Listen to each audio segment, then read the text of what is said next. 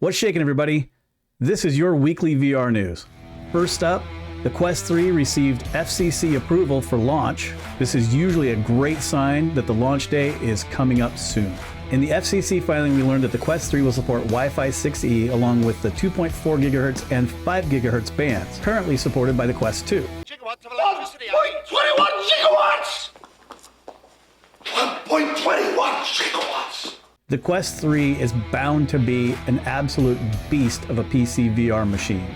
It's going to have Wi-Fi 6, the Snapdragon XR2 Gen 2 processor, the same pancake lenses as the Quest Pro, and much better weight distribution than the Quest 2. The FCC filing also indicates the Touch Plus controllers will use a single AA battery just like the Quest 2 does, but it likely will have much better haptics, similar to the ones in the Quest Pro controllers.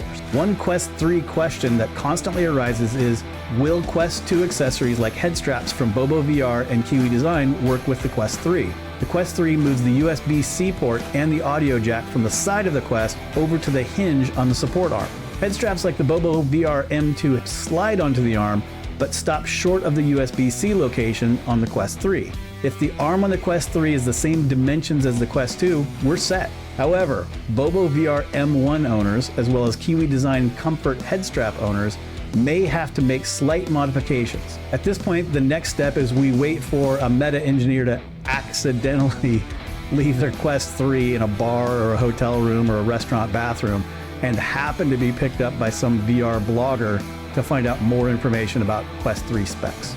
I'm expecting Meta to start taking orders for the Quest 3 at the Connect event at the end of September, and I'm waiting by the mailbox every day for my invitation to that event. Bare Knuckle Fighting is coming to virtual reality. Developed by Monologic Games, VRSO Bare Knuckle Fighting has a horrible name, but promises to be a 16-player, photorealistic, physics-based fighting simulator. The game features a motion capture animation, an extensive gore system, and the ability to customize your fighter appearance. Bare Knuckle Fighting is set to release by the end of the year on Quest, PSVR 2, and Steam.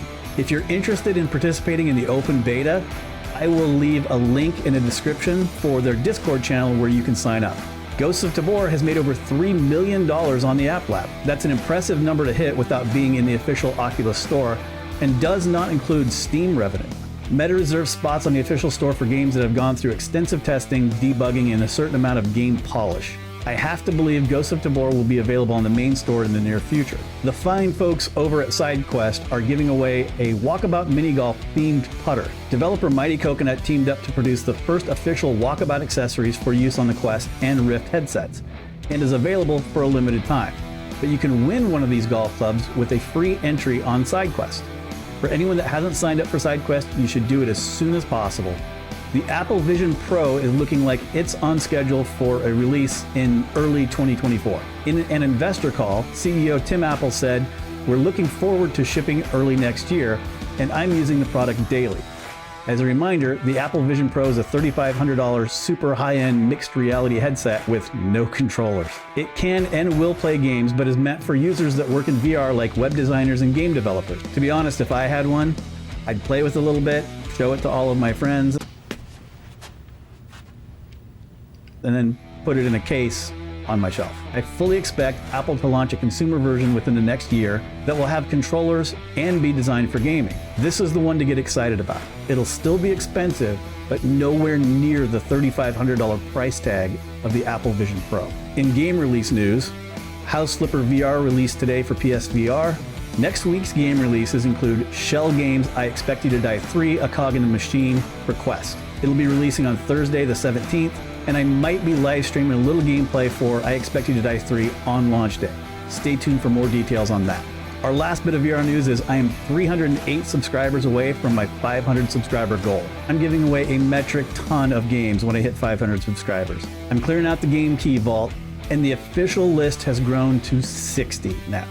That's right, I'm giving away 60 games. This is going to be a mix of Quest Plus subscription, Steam games for PC VR, and some standalone Quest games. So if you haven't subscribed, click it now.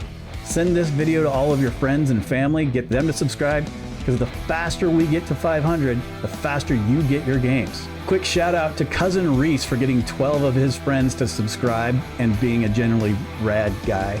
Also, shout out to Kyle, my homie in Illinois, for being subscriber number 192 and sending this video to the same 15 people he sent the last video to. That's it for this week's news. I appreciate each and every one of you for watching, and that's what's happening. In the FCC filing, we learned that the Quest... In the FCC filing, we learned that the Quest 3 will support Wi-Fi 6E along with the 2.4 gigahertz and 5 gigahertz. In the FCC filing, we learned that the Quest 3 will support the 2.4 gigahertz. In the FCC filing, we learned that the Quest... In the FCC filing, we learned that the Quest 3 will operate in the 6... Who wrote this?